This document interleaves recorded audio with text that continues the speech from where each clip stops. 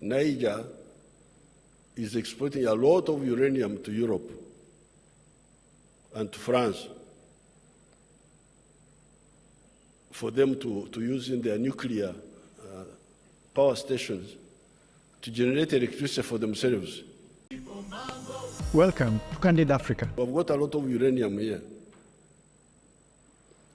You have heard of the quarrels going on in Niger. There's a crisis now in an African country known as Niger. I think some of our friends from West Africa know it better, Togo and Cameroon, they know it better. You have heard of the quarrels going on in Niger, in West Africa, about uranium being taken to Europe. That's how I came to know recently. When this crisis started, we started getting information that apparently Niger is exporting a lot of uranium to Europe and to France for them to use in their nuclear power stations to generate electricity for themselves. So this morning I took interest. I said, by the way, what is the electricity supply in Niger?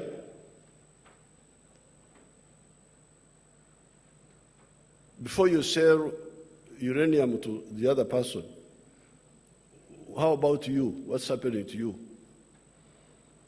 Now I found, I was told, there is a measurement they call kilowatt hour per capita. Kilowatt hour per capita. Apparently, the kilowatt hour per capita of electricity in Niger is 51. 51. Every person in Niger is using 51 kilowatt hour per capita.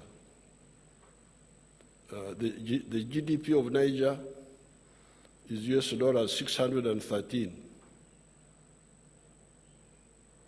Now, here in Uganda, our kilowatt hour per capita was very low, was like this some years ago, was as low as this one of Niger.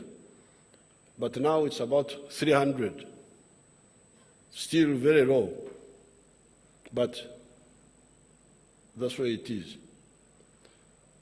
Then how about the United States? What is the kilowatt hour per capita of the United States? 12,000.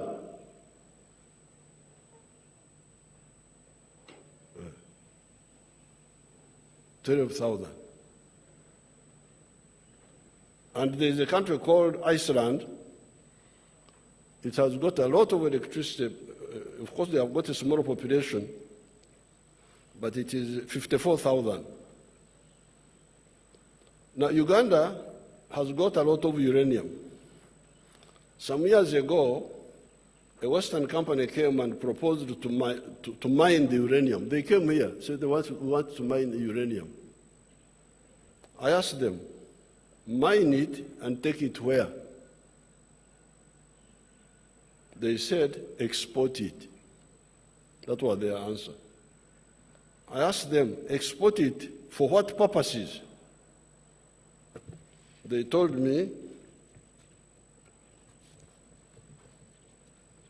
you want to take the uranium, but have you had a rumor that there are some human beings here?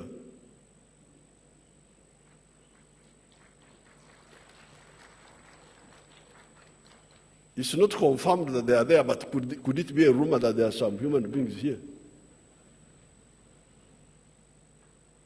Why don't you propose to build that capacity here for the benefit of these human beings who live in Uganda?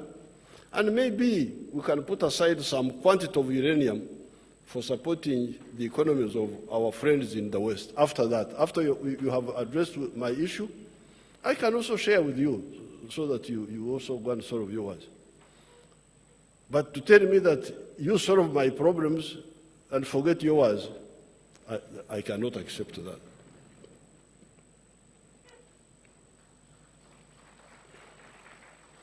They never came back.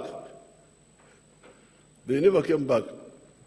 So the uranium of Uganda is sleeping in the ground until we are ready to use it. We have now agreed with the Russians and the Koreans to build 2 nuclear power stations for electricity of 15,600 megawatts total. Imagine, just 2 stations will produce 15,000 megawatts. One, 7,200 megawatts, the other one, 8,400 megawatts. Our biggest dam on the Nile is the Karuma with 640 megawatts. The hydro. The biggest opposition of our plan of building an integrated national economy has been mainly internal, from some elements of the political and bureaucratic classes who perform the role of comprador bourgeoisie, agents of foreign interests Mao Zedong talked about in China. Unlike the national bourgeoisie, who build our economy, the comprador bourgeoisie, raw material exporters, importers of foreign products that can be made here, commission agents, bleed our economy. The national bourgeoisie, who are manufacturers, hotel owners, tourism operators, professional service providers, such as doctors who treat people here instead of patients going out for treatment, internal distributors of our products, such as food, build our economy. There are businesses which build our economy, which infuse blood into our economy. There are those businesses which drain blood from our system for the benefit of the outsiders. And these are the ones Mao Zedong called the comprador. Comprador is a French word meaning agent, agent of. Therefore, we, the raw materials producers, need to conduct internal struggles in our respective countries to add value to these raw materials, including coffee, so that we earn more from our sweat and create more jobs for our youth instead of dying in the Mediterranean going to Europe.